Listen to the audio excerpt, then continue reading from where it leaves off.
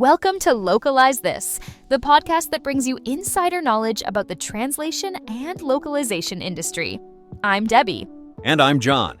Today, we're really excited to dive into a topic that's crucial for anyone in our industry: business development. That's right, and we've got an amazing guest with us today.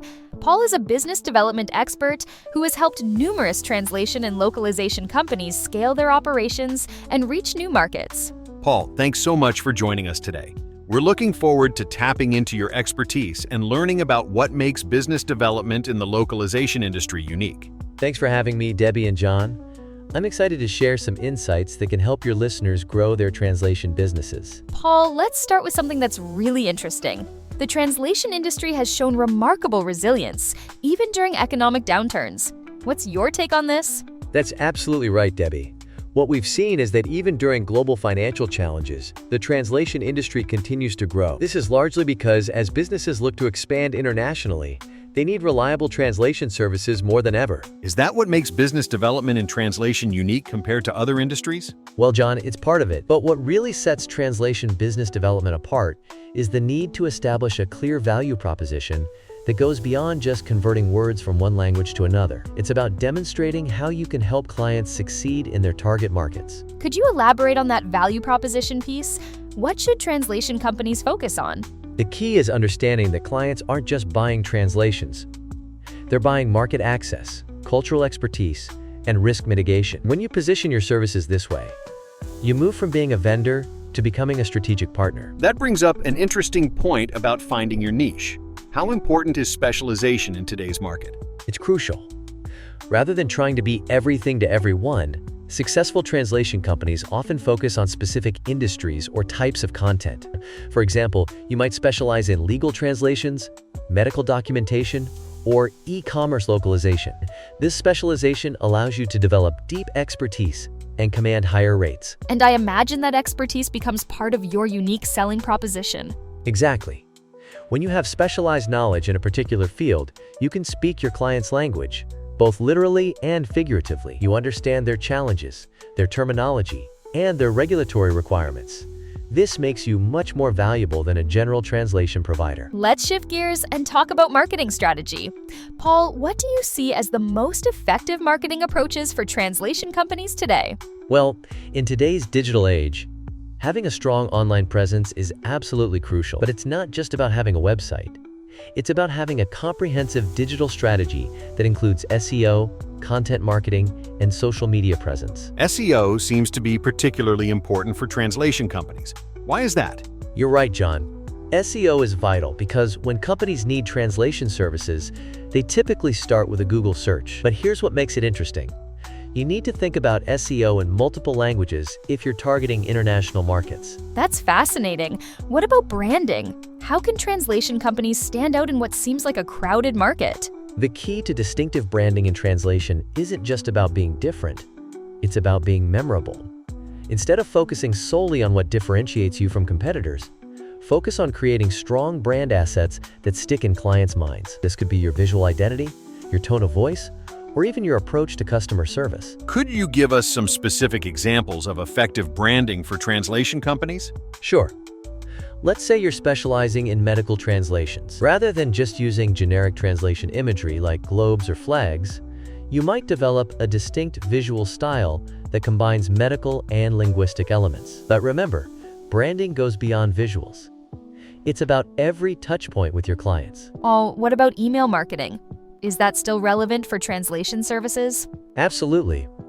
Email marketing remains one of the most effective tools for nurturing client relationships. The key is to provide valuable content, industry insights, tips for working with translators, or updates about language technology. But it's crucial to segment your audience and personalize your messaging. And social media?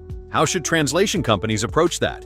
Social media is particularly powerful for building authority and showcasing your expertise.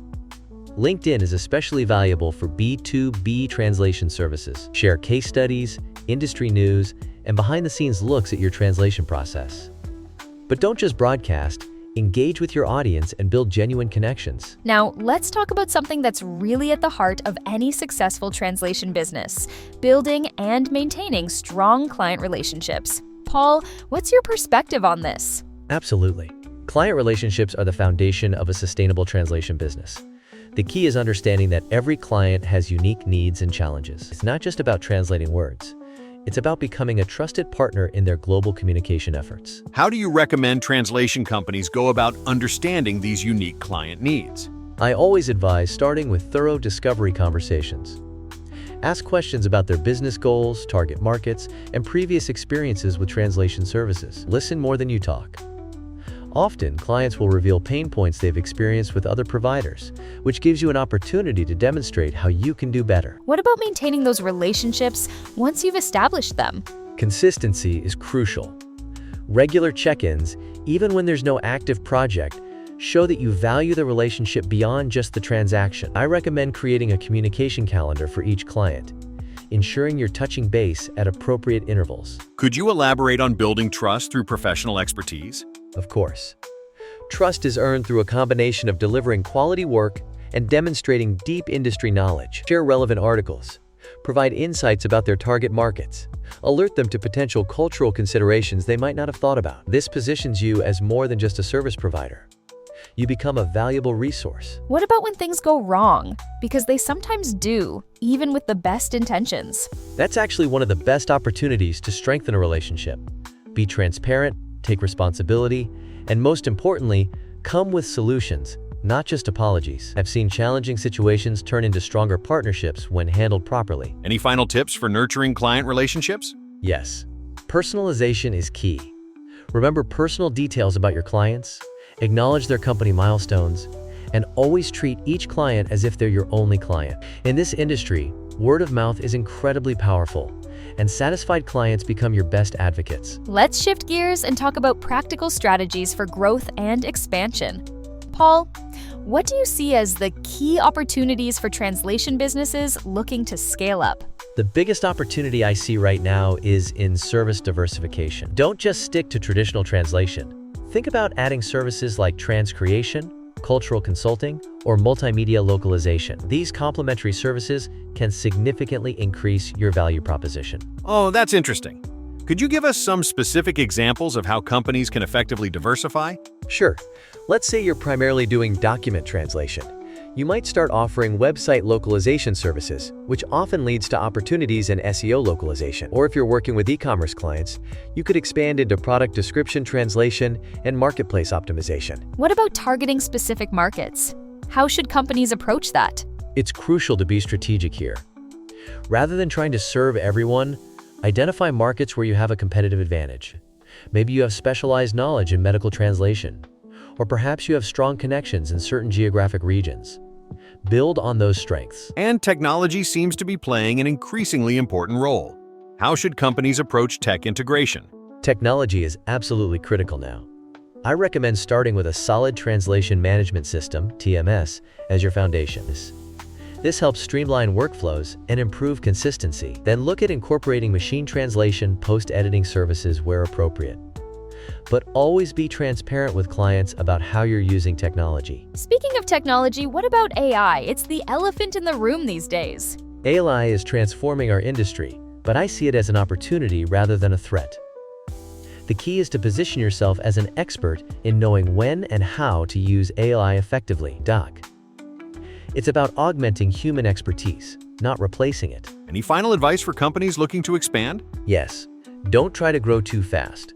Focus on sustainable growth that doesn't compromise quality.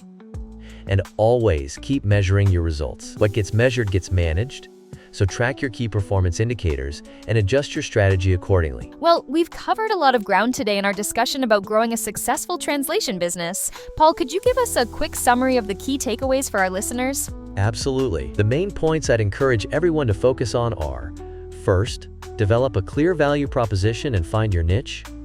Second, invest in building strong client relationships. Third, leverage technology wisely. And fourth, focus on sustainable growth rather than rapid expansion. And what would you say is the very first step our listeners should take after finishing this episode? Start by auditing your current service offerings and identifying one area where you could add value for your existing clients. That's often the quickest path to growth. Fantastic advice.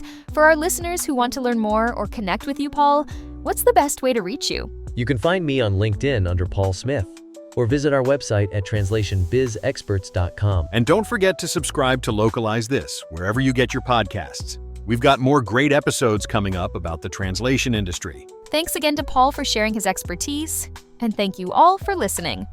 Until next time.